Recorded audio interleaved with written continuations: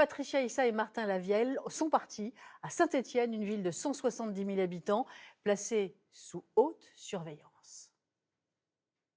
Des caméras à chaque coin de rue, ou presque.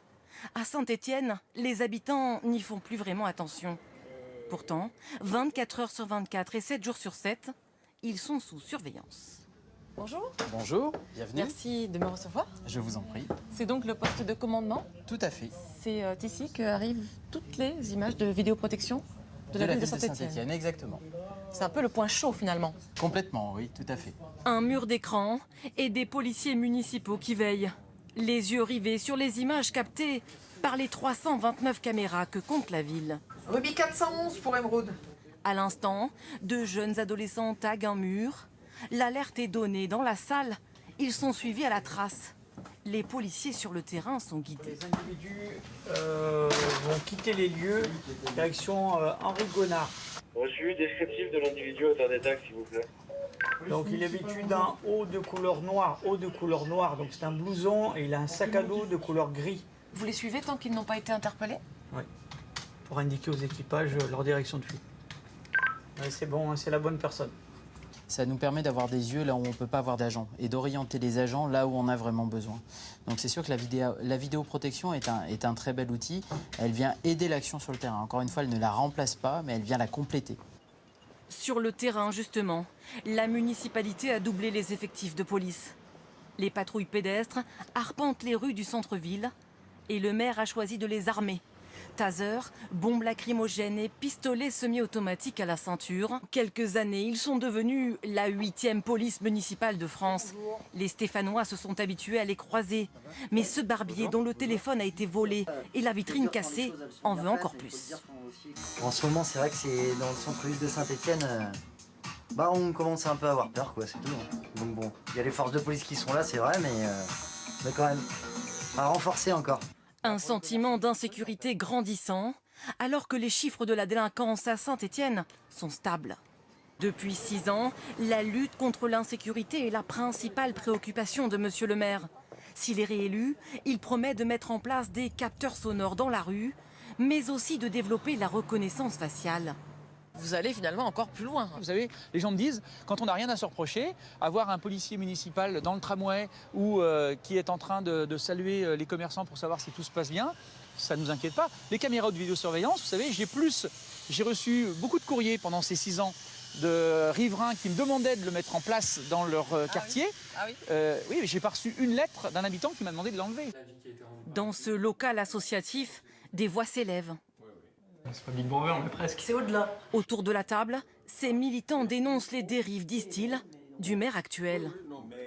La mairie, dans son délire, parce qu'il faut parler de délire quand même, dans son délire sécuritaire, avait pensé à des drones aussi.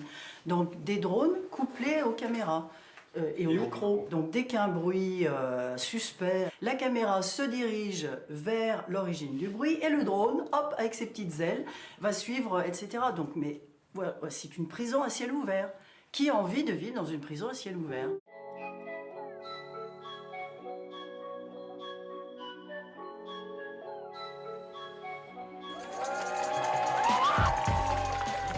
Énormément de gens ne sont pas au courant de comment la surveillance au sein de nos villes augmente et de manière quand même très très louche de plus en plus. Bon, voilà, donc je suis là pour faire du bruit.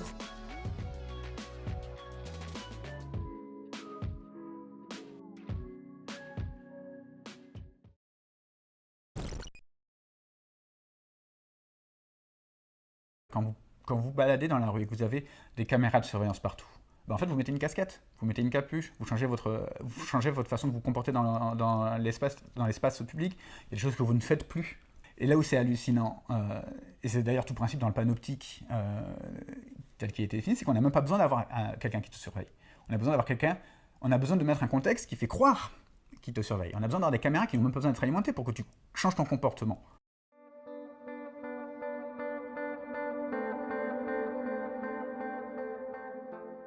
Il y a au moins 3 technologies qui sont au cœur de ces projets de Safe City mis en place à Marseille ou à Nice. D'une part, la détection des comportements suspects à travers les vastes réseaux de vidéosurveillance de ces villes. Donc c'est en gros utiliser des technologies de traitement de l'image et de reconnaissance faciale pour identifier des patterns et repérer des comportements suspects, voire repérer des individus. À Marseille, il parlait en 2016 de flasher automatiquement l'ensemble des 10 000 et quelques fichiers S à travers le réseau de vidéosurveillance. Donc première chose, vidéosurveillance, reconnaissance faciale, sachant qu'on voit aussi à Marseille et à Nice d'ailleurs, sur les budgets de la région PACA, financer des contrôles d'entrée-sortie des établissements scolaires, des lycées en particulier, par ces systèmes de reconnaissance faciale. Deuxième chose, c'est la surveillance des réseaux sociaux et toutes les informations publiques sur les individus et les groupes politiques, notamment actifs au niveau d'une ville. Ça, c'est très clair, notamment dans le projet à Marseille, où il parle de surveiller Twitter, surveiller Facebook. Il y a une troisième brique technique qui est celle de l'interconnexion de plein de bases de données différentes. À Marseille, comme à Nice, c'est aussi envisagé. Il parle de croiser les données des hôpitaux publics, des services municipaux tels que, évidemment, la police nationale, peut-être demain les fichiers de la police nationale. On peut aussi penser au fichier biométrique, le fichier TES, croiser ça avec des données sur où est-ce que bornent les téléphones cellulaires à l'échelle de la ville afin de faire des cartes de chaleur de la répartition de la population ou de la délinquance, donc avec le volet police prédictif. Donc ça, c'est une brique technique, disons, très large, mais qui consiste à faire de l'analyse statistique sur des grandes quantités de données puisées sur des bases de données très diverses qui viennent soit des services publics, des pouvoirs publics, soit de partenaires privés.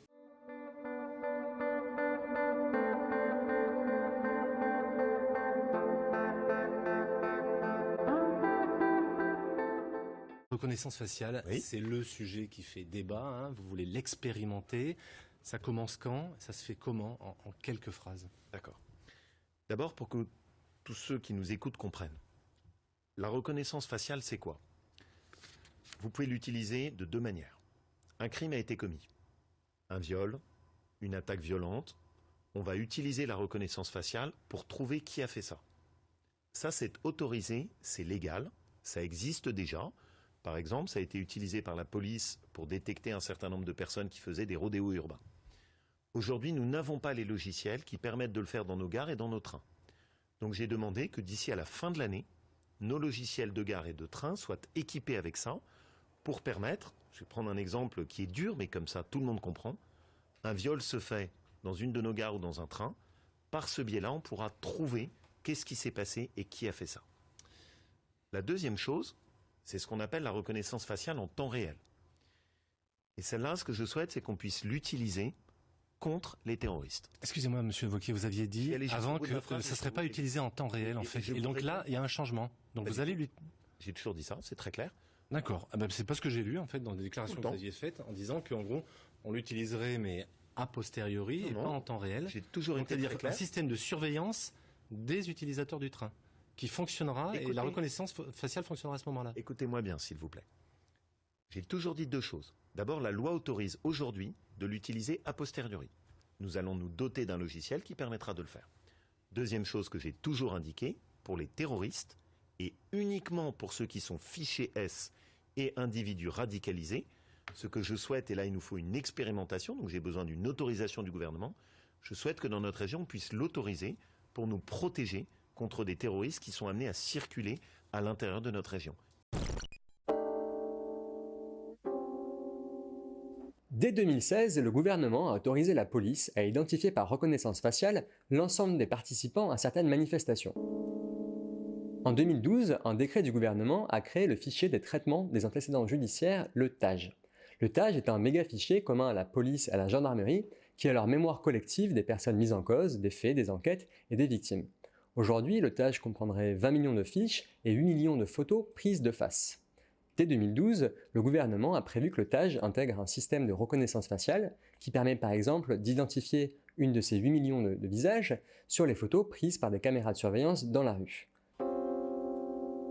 En 2016, un autre décret du gouvernement a fusionné le fichier des passeports avec le fichier des cartes d'identité au sein du fichier des titres électroniques sécurisés, le TES.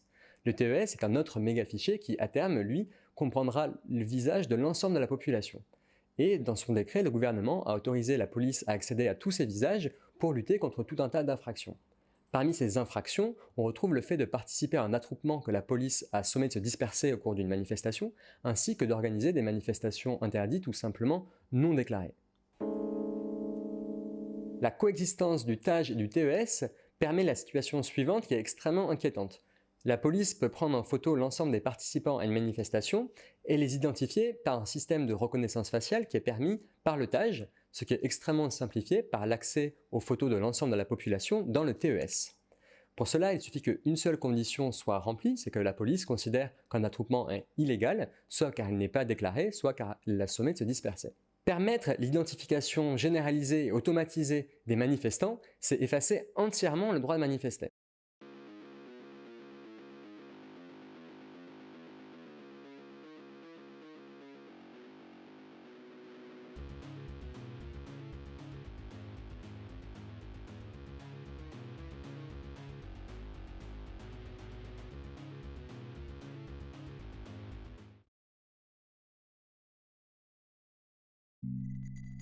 Pour surveiller plus finement, des politiques sont mises en œuvre pour faciliter la récolte de données au sein même de nos villes.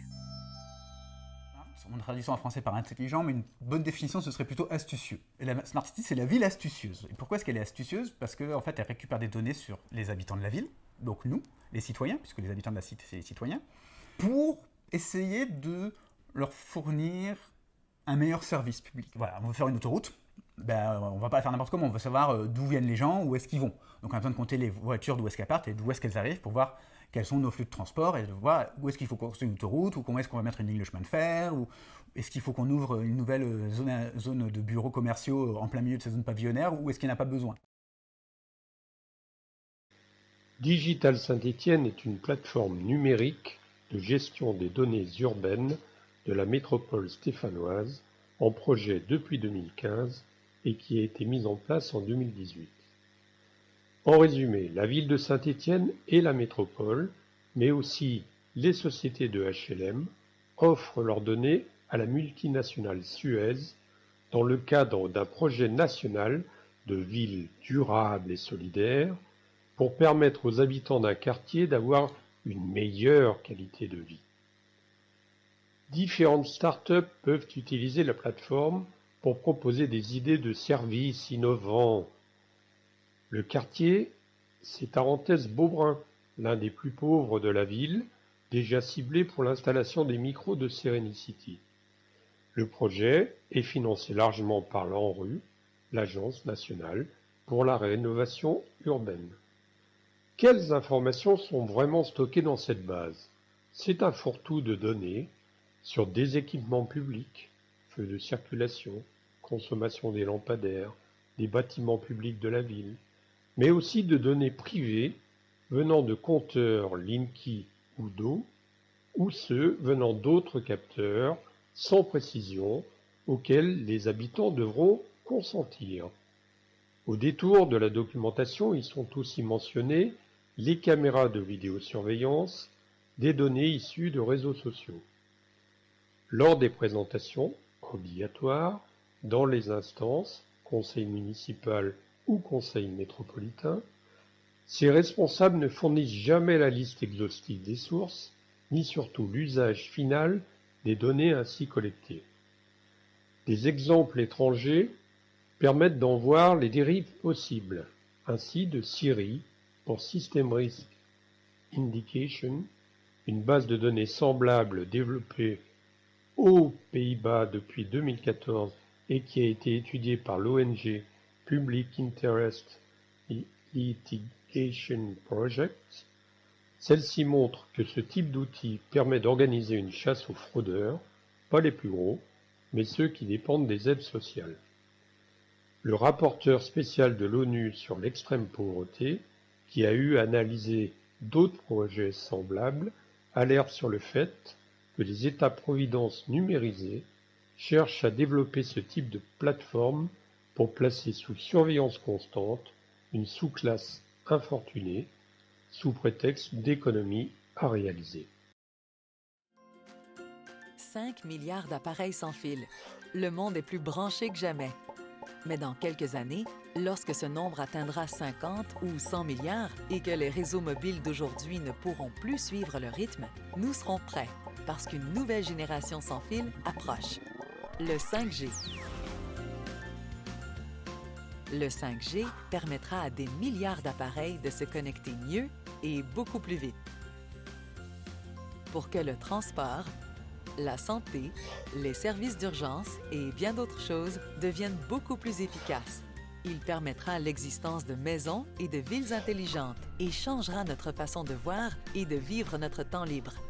Et ce ne sont là que quelques possibilités, parce que notre monde se prépare à changer complètement.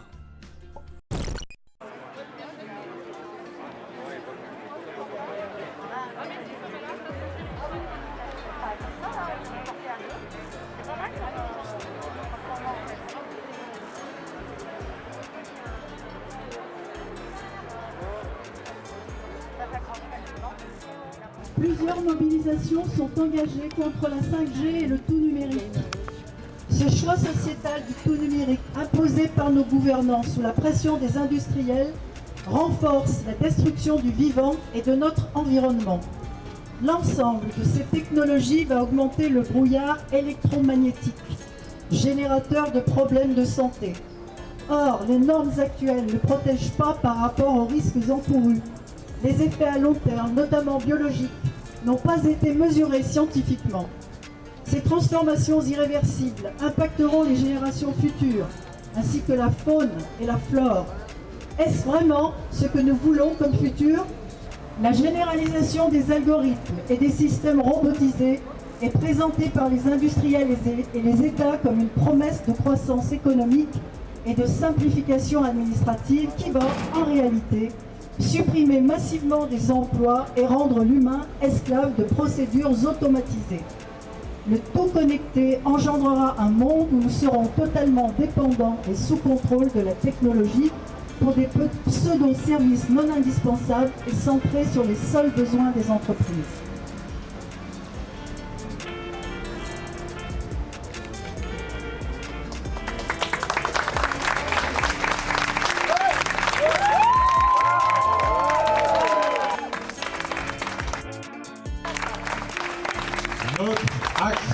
S'inscrit dans la défense d'une société humaine et solidaire qui puisse exercer ses droits légitimes indépendamment des lobbies et de la logique financière.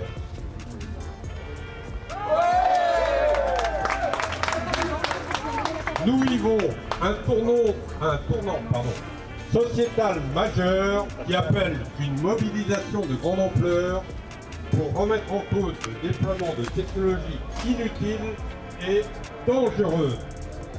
Nous voulons peser sur ces enjeux de société dont nous sommes exclus alors qu'ils nous concernent. Si on est là aujourd'hui devant le Centre international de la recherche contre le cancer, c'est pas par hasard. En 2011, le cirque a classé potentiellement cancérigènes les ondes électromagnétiques. On est là pour le rappeler. Si on passe de la 4G à la 5G, ça va amplifier le problème. Et on n'en veut pas de ce problème. On n'en veut plus. On ne veut plus de conséquences sur l'environnement. On ne veut plus de conséquences sur la santé et on ne veut plus de restrictions sur nos libertés. Nous exigeons l'application et la prise en compte de nombreuses expertises indépendantes déjà existantes sur la question des ondes. Nous revendiquons dès maintenant l'arrêt du déploiement de la 5G.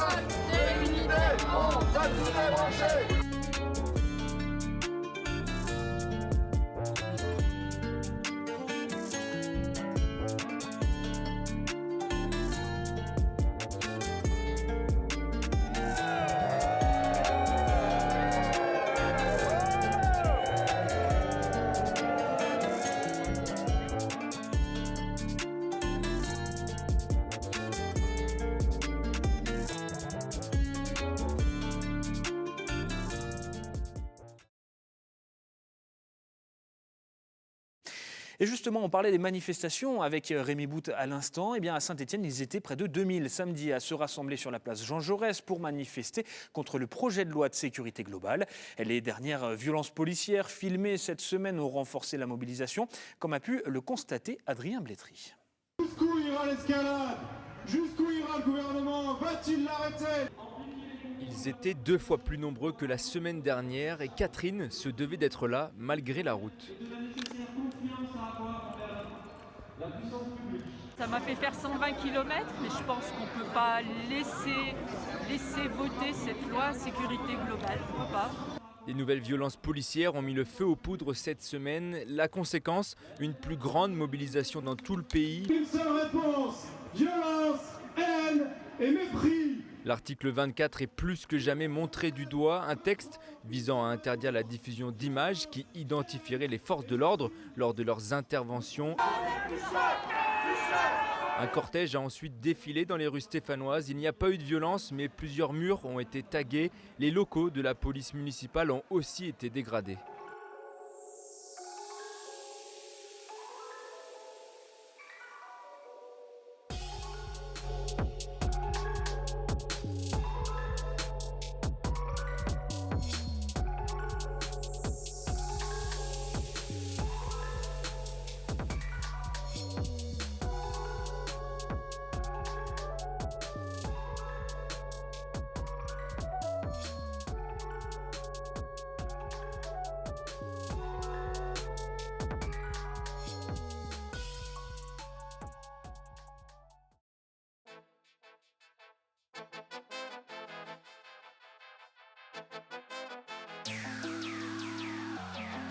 Alors dans ce collectif, c'est le croisement et le rassemblement de différentes luttes. La lutte contre l'instauration du pass sanitaire qui exclut et contrôle en continu, mais aussi la lutte sociale incarnée par les Gilets jaunes, la lutte pour le climat incarnée par Extinction Rebellion, la lutte contre la loi sécurité globale qui avait été portée par le CNNR également. Nous appelons à élargir ce cadre unitaire. Aujourd'hui, c'est un premier rendez-vous, mais il y en aura d'autres. La semaine prochaine, le 26 février, en mars, nous appelons à nous rejoindre pour se rassembler et pour exiger le retrait des lois sécuritaires et des lois liberticides. Loi renseignement, loi sécurité globale, loi drone, et que sais-je encore, loi instaurée, le pass sanitaire, le pass vaccinal, ça suffit. Disons donc non à la fois à une société autoritaire et non au développement de l'idéologie de l'extrême droite.